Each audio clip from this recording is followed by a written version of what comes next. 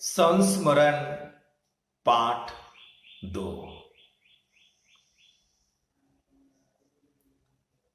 आज हमें संस्मरण का दूसरा पाठ पढ़ना है और संस्मरण के दूसरे पाठ का शीर्षक है प्रेमचंद एक स्मरण।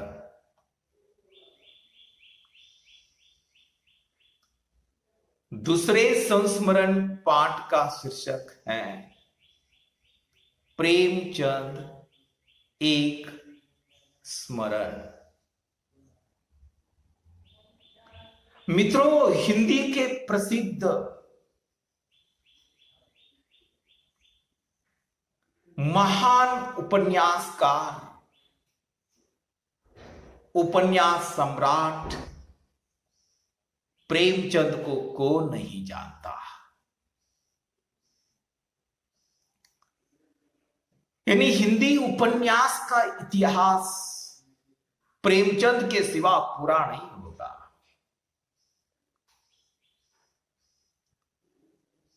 सारी दुनिया प्रेमचंद को जानती है।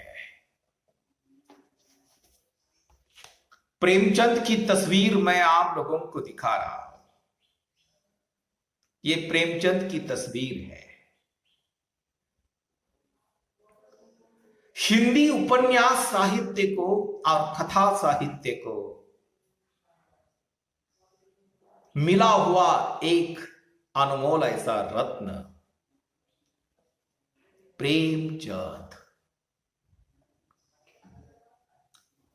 प्रेमचंद का बचपन का नाम था धनपत राय। क्या नाम था प्रेमचंद का बचपन का? धनपत राय।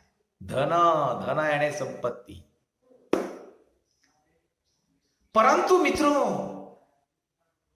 प्रेमचंद का बचपन का नाम था धनपत राय, परंतु उनके पास धन नाम की कोई चीज ही नहीं थी। अत्यंत साधारण परिवार में जन्म लिया प्रेमचंद ने। प्रेमचंद की कई ऐसी कहानियां हैं। आप लोगों ने लगभग 7वीं 8वीं कक्षा से लेकर पिछले साल बीए तक आप लोगों ने प्रेमचंद की कहानियों का अभ्यास किया होगा, अध्ययन किया होगा।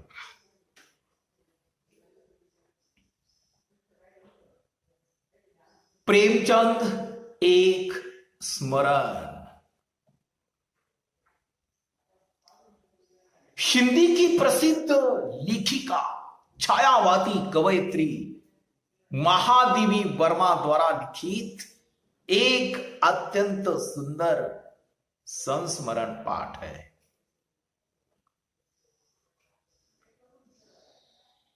हिंदी की प्रसिद्ध कवयित्री,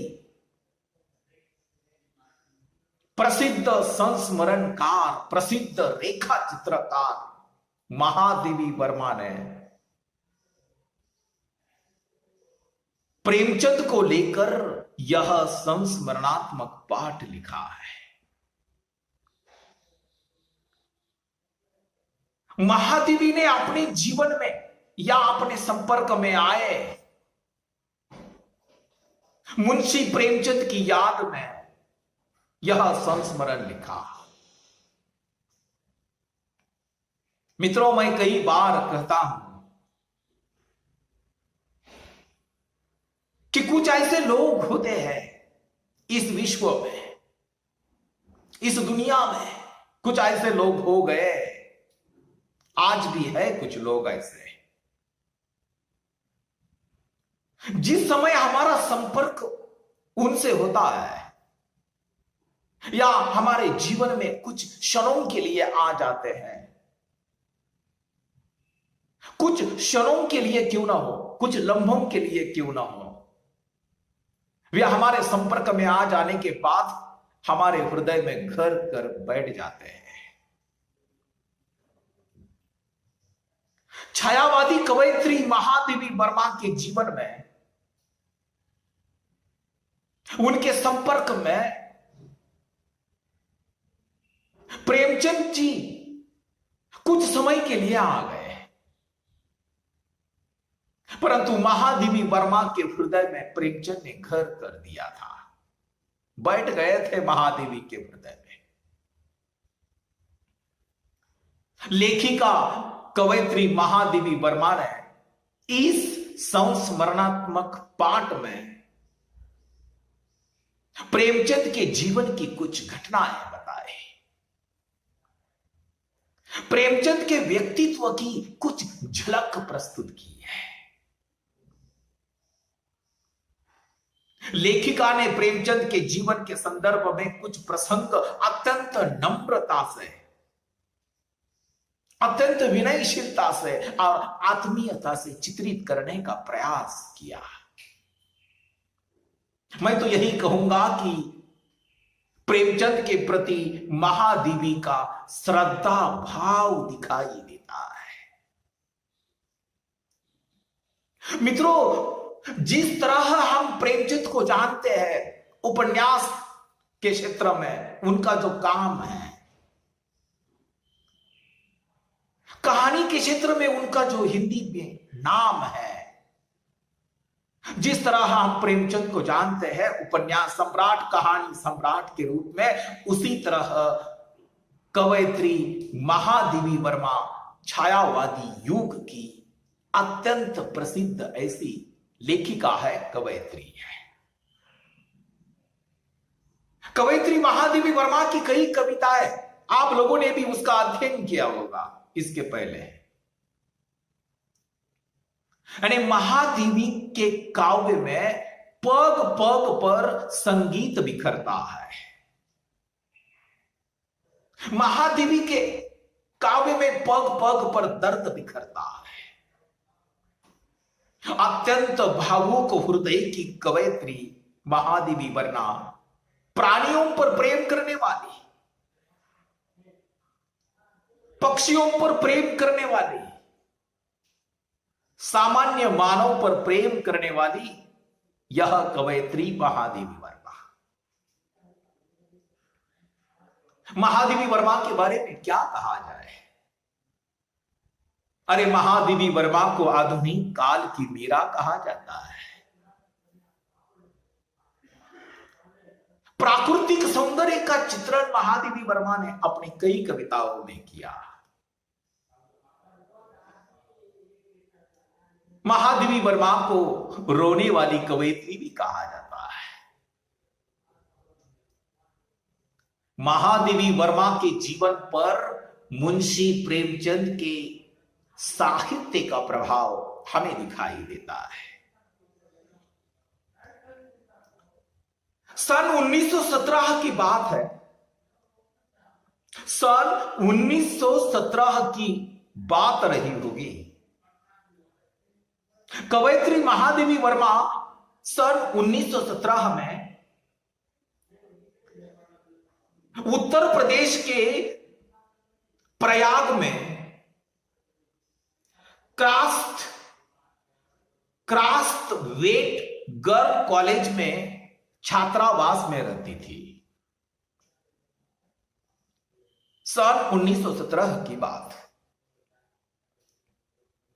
कवयित्री महादेवी वर्मा 1917 में उत्तर प्रदेश के प्रयाग के क्रास्टवेट गर्ल कॉलेज के छात्रावास में थी और उन्होंने बीए की परीक्षा क्रास्टवेट गर्ल कॉलेज से ही पास की थी। मात्र महादेवी वर्मा केवल 7 वर्ष की थी और 7 वर्ष की थी उस समय ही महादेवी वर्मा ने कविता लिखना प्रारंभ कर दिया था। मित्रों, मेरे जो शब्द है ना, वो ध्यान से सुनिए। महादेवी वर्मा की उम्र 7 वर्ष की थी और 7 वर्ष की अवस्था में ही महादेवी वर्मा कविता करना प्रारंभ कर देती है। ईश्वर की यह प्रतिभा महादेवी के नसीब में थी। और इस समय सन 1917 में खड़ी बोली, ये खड़ी बोली जो भाषा है, खड़ी बोली यानी खड़ी बोली, खड़ी बोली के पूर्व अवधी भाषा, ब्रज भाषा, प्राकृत भाषा, डिंगल भाषा, पिंगल भाषा, गढ़वाली, संस्कृत, यानी हिंदी साहित्य के आदि काल में संस्कृत में, प्राकृत में, डिंगल में, पिंगल में साहित्य लिखा जा रहा था। भक्ति काल में ब्रज और अवधी भाषा में साहित्य लिखा जा रहा था। परंतु जिस समय आधुनिक काल प्रारंभ हुआ, आधुनिक काल में खड़ी बोली जो किशोर अवस्था में थी, वह तारुण्य में पदार्पण करने लगी।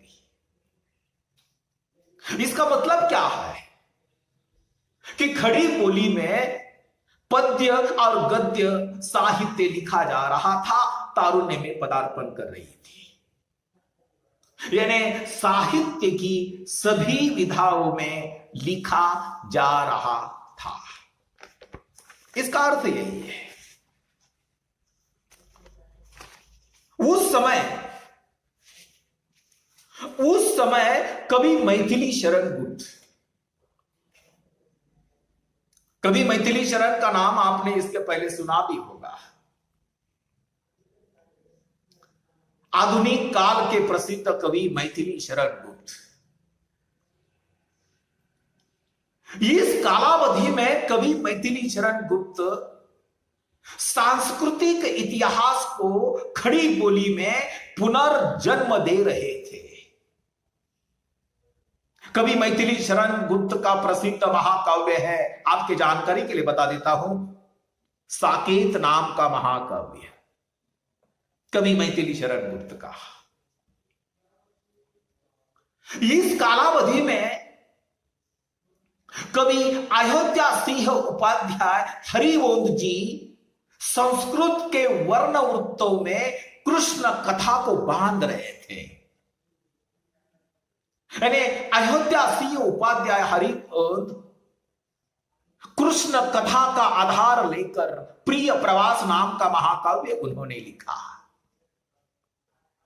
इस कालावधि में जयशंकर प्रसाद, कवि सूर्यकांत त्रिपाठी निराला खड़ी बोली को बाह्य लचीलेपन के साथ आत्मा की नई संवेदनशीलता दे रहे थे।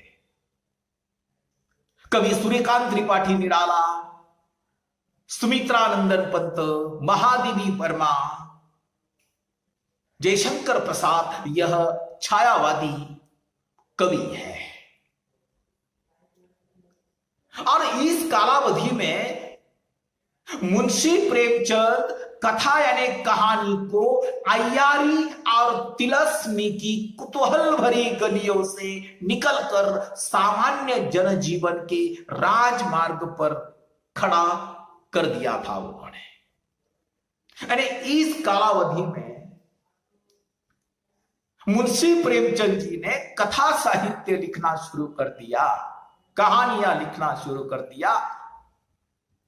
और प्रेमचंद की कहानियों में सर्वसामान्य मनुष्य चित्रित होने लगा। सर्वसामान्य मनुष्य की जो समस्याएं है वह समस्या प्रेमचंद अपनी कहानियों में चित्रित करने लगे।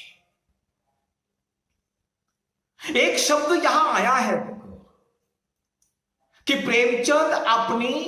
प्रेमचंद ने अपनी कहानियों में जन जीवन को चित्रित किया, सर्वसामान्य मनुष्य की जिंदगी को चित्रित किया।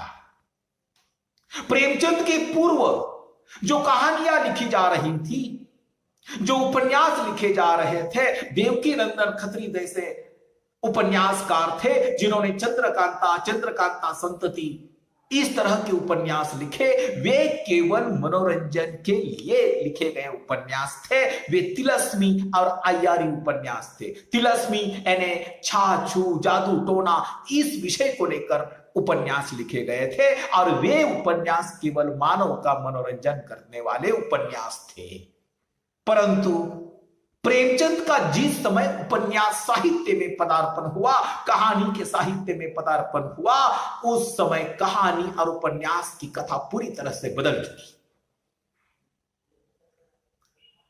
कथा साहित्य को एक नई आयाम देने का काम प्रेमचंद ने किया। महादेवी ने भी इस समय खड़ी बोली में कविता लिखना प्रारंभ कर दिया था और इस समय खड़ी बोली में जो मासिक पत्रिकाएं छपती थी, उस समय श्री दर्पण नाम की मासिक पत्रिका थी, महिला नाम की मासिक पत्रिका थी, मर्यादा नाम की मासिक पत्रिका थी। इन छोटी छोटी पत्रिकाओं में महादेवी की कविताएं प्रकाशित हो जाती थी। परंतु इस कालावधि में एक हिंदी की प्रसिद्ध ऐसी महान पत्रिका थी और उस पत्रिका का नाम था सरस्वती। हिंदी में सरस्वती पत्रिका का एक अलग नाम लिया जाता है और उस समय सरस्वती पत्रिका के जो संपादक थे महावीर प्रसाद द्विवेदी। महावीर प्रसाद द्विवेदी हिंदी की बड़ी हस्ती मानी जाती है और इस सरस्वती पत्रिका में महादेवी अपनी कविता प्रकाशित करने के लिए संकोच करती थी। महादेवी वर्मा क्यों संकोच करती थी? इसका कारण यह था कि सरस्वती पत्रिका का एक अलग स्टैंडर्ड था। उस समय जानी मानी पत्रिका मानी जाती थी और महादेवी को बेचारी को संकोच होता था कि इतनी बड़ी पत्रिका, उसमें मेरी कविता छपेगी या न छपेगी। महावीर प्रसाद द्विवेदी एक दिग्गज व्यक्तिमत्व, उसके संपादक थे। तभी सन 1922 की बात है। सन 1922 में चांद नामक मासिक पत्र प्रकाशित हुआ।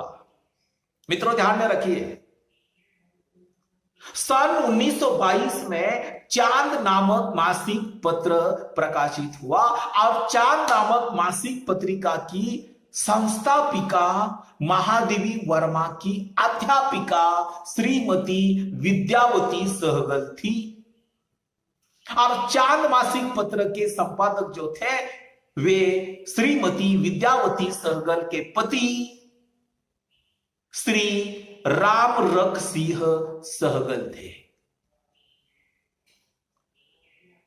विद्यावती चांद मासिक पत्रिका के या मासिक पत्र के प्रथम अंक से ही तूकबंदियों को प्रकाशित कर रही थी, छाप रही थी और उस कालावधि में महादेवी वर्मा ने दीपक नाम की एक कविता लिखी। उस कालावधि में उस समय कवयित्री महादेवी वर्मा ने दीपक नाम की, दीपक शीर्षक एक कविता लिखी और इस दीपक शीर्षक कविता को चांद नामक मासिक पत्रिका में छपवाने का प्रयत्न किया। या चांद नामक मासिक पत्रिका में या मासिक पत्र में महादेवी की यह दीपक नाम की कविता छपी और जिस समय उपन्यास सम्राट मुंशी प्रेमचंद जी ने चांद मासिक पत्र में महादेवी वर्मा की दीपक नामक कविता पढ़ी, किसने पढ़ी? महादेवी वर्मा की दीपक शीर्षक कविता चांद नामक मासिक पत्र में जिस समय प्रेमचंद ने वह पढ़ी तो प्रेमचंद ने संपादक के द्वारा एक प्रशंसनात्मक पत्र भेजा। अरे महादेवी वर्मा की दीपक नाम की यह जो रचना थी, छोटी सी यह कविता थी, प्रेमचंद को बहुत पसंद आई और उन्होंने महादेवी की प्रशंसा करने के लिए एक पत्र संपादक के द्वारा भेजा था। अरे तब तक प्रेमचंद की कई कहानियां महादेवी वर्मा पढ़ चुकी थी और प्रेमचंद की कहानियों ने महादेवी को बहुत प्रभावित किया था। बच्चों, एक बात मैं आपसे जरूर शेयर करूंगा कि जिस समय कोई व्यक्ति हमारे हृदय में बैठ जाता है, उस व्यक्ति से हमारा लगाव निर्माण हो जाता है। इसका कारण क्या होता है? उसका कारण केवल एक होता है कि उस व्यक्ति का कुछ ना कुछ हमें पसंद आता है, या उस व्यक्ति के विचारों का, साहित्य का, उनके गुण और दोषों का, उसके व्यक्तिमत्व का हमारे ऊपर प्रभाव होता है। महादेवी के हृदय में प्रेमचंद जी बैठ गए। प्रेमचंद के प्रति उन्हें लगाव निर्माण हुआ, प्रेम निर्माण हुआ। इसका कारण केवल इतना था कि प्रेमचंद की कई कहानियां महादेवी वर्मा पढ़ चुकी थी और प्रेमचंद की कहानियों का प्रभाव महादेवी पर था। और जिस समय महादेवी वर्मा को इस बात का पता चला कि प्रेमचंद ने प्रशंसा भरा एक पत्र संपादक के द्वारा भेजा है, तो महादेवी को बड़ा आनंद हुआ। प्रेमचंद को कविता पसंद आई। यह जानकर महादेवी वर्मा को बहुत प्रसन्नता का अनुभव हुआ और प्रेमचंद को प्रत्यक्ष आंखों से देखने के लिए महादेवी का मन अत्यंत व्याकुल होने लगा। मित्रों, आज तक महादेवी वर्मा ने प्रत्यक्ष अपनी आंखों से मुंशी प्रेमचंद को देखा नहीं था, इस महान हस्ती को देखा नहीं था, इस लेखक को आंखों से देखा नहीं था। और महादेवी का मन अत्यंत व्याकुल हो उठा था कि प्रेमचंद को एक बार क्यों ना हो इन आंखों से देखे। परंतु संयोग की बात देखो कैसी है। चांद पत्रिका का कार्यालय यानी ऑफिस श्रीमती विद्यावती जी के बंगले के एक हिस्से में था। यानी प्रयाग में विद्यावती जी का जो बंगला था, उस बंगले के एक कोने में, एक हिस्से में चांद मासिक पत्रिका का कार्यालय था। और एक दिन क्या हुआ, संयोग की बात होती है ये। महादेवी विद्यावती जी के बंगले पर गई। महादेवी ने विद्यावती जी के बंगले के फाटक में प्रवेश करते ही देखा। महादेवी वर्मा ने क्या देखा विद्यावती जी के बंगले में? महादेवी वर्मा ने देखा कि बैठक खाने में, बैठक के रूम में विद्यावती जी के पति सहगल जी के साथ बैठे हुए व्यक्ति ने विद्यावती जी का अभिवादन किया।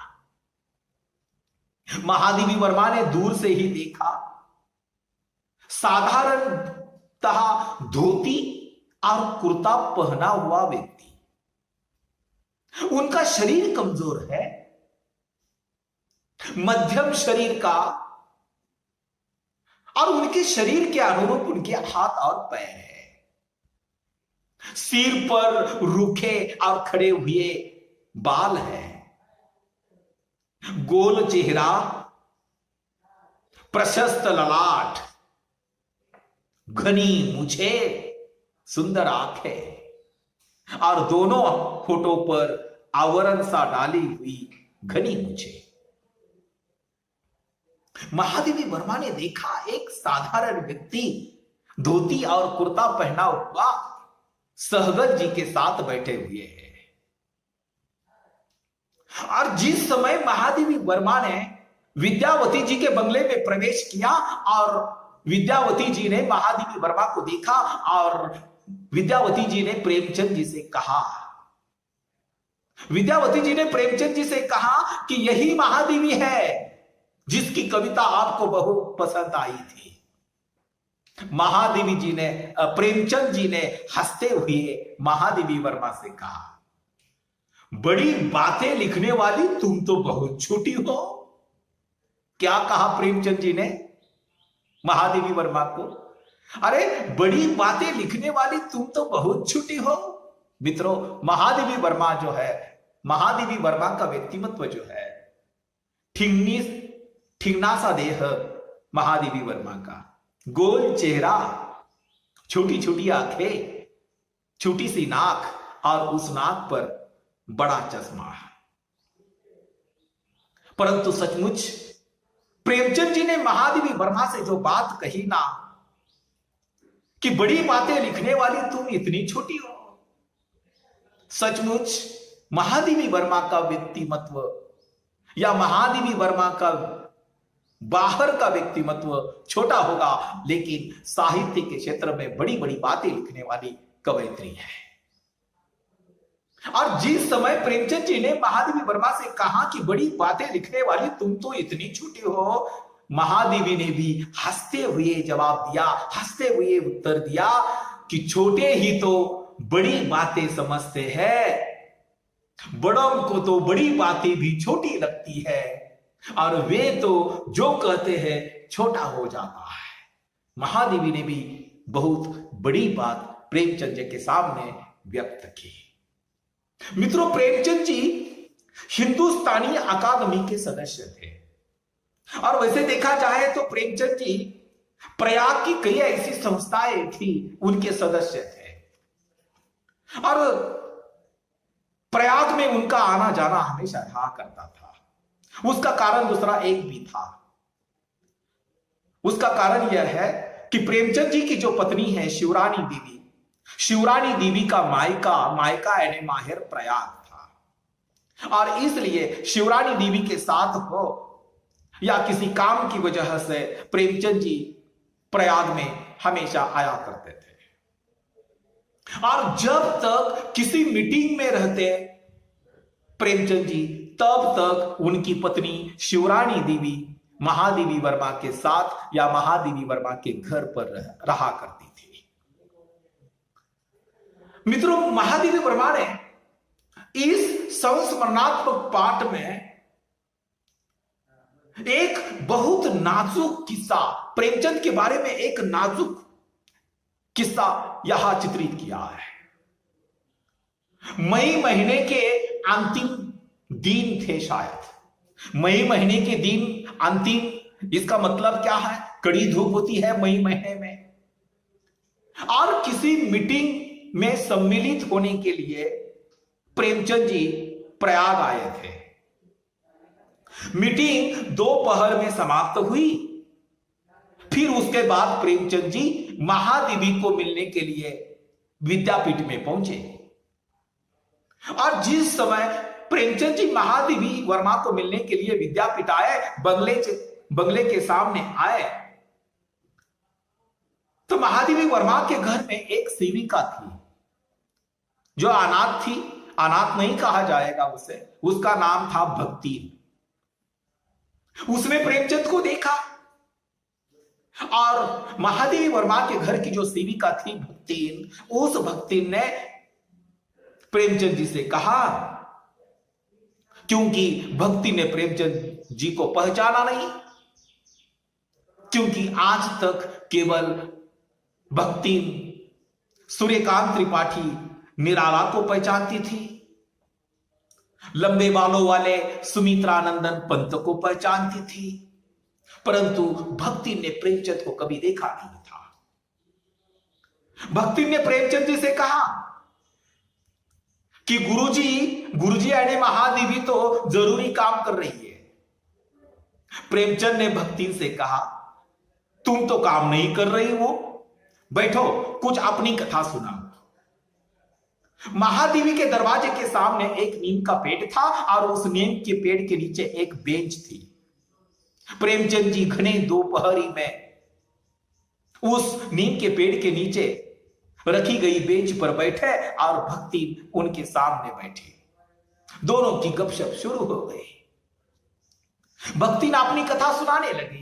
तब तक महादेवी वर्मा के गार्डन का माली आ गया, वह भी भक्ति के पास आकर बैठ गया। चौकीदार आ गया, चपरासी आ गए, सभी बैठ गए। प्रेमचंद जी बेंच पर बैठे, उनके सामने ये सारे लोग बैठे और भक्ति अपनी जीवन की कथा सुना रही थी। बड़ी देर बाद जब भक्तिन घर में नहीं आई, महादेवी वर्मा भक्तिन को ढूंढते हुए बाहर आई और उन्होंने देखा कड़ी धूप में प्रेमचंद जी बेंच पर बाहर बैठे हुए हैं। उनको बड़ा दुख हुआ और महादेवी वर्मा ने प्रेमचंद जी से कहा कि आपने मुझे सूचना न देते हुए आए और बाहर धूप में बैठे, मुझे बहुत बुरा लगा है। प्रेमचंद जी ने उनसे कहा, प्रेमचंद जी ने उत्तर दिया महादेवी वर्मा से, अरे यहां मुझे कहानी के लिए बहुत बड़ा मसाला मिला है, बहुत बड़ा मसाला, और मैं नहीं बैठता तो ये मसाला मुझे कहां से मिलता। अरे तुम तो केवल कविता लिखती हो, तुम्हारे पास कहानी कहां है? कहानी तो भक्ति ही कह सकती है। यानी इस तरह उस समय महादेवी वर्मा को प्रेमचंद जी की जो ताकत है, लिखने की ताकत जो है, शक्ति जो है, प्रतिभा जो है, उसका एहसास हुआ। शक्ति का जो रहस्य महादेवी वर्मा को ज्ञात हुआ, उसे भूलना संभव नहीं है। इसका कारण यह है, कविता एकांत में लिखी जा सकती है। पेड़, फूल, पौधे, घास, तारे, निर्झर, नदी आदि भी कवि को गंभीर अनुभूति दे सकते हैं, परंतु कथाकार जब तक सामान्य मनुष्य के जीवन के कोलाहल भरे मेले में नहीं घुसता या सम्मिलित नहीं होता या उस भीड़ का अंग नहीं बना लेता, तब तक कहानी नहीं लिखी जा सकती।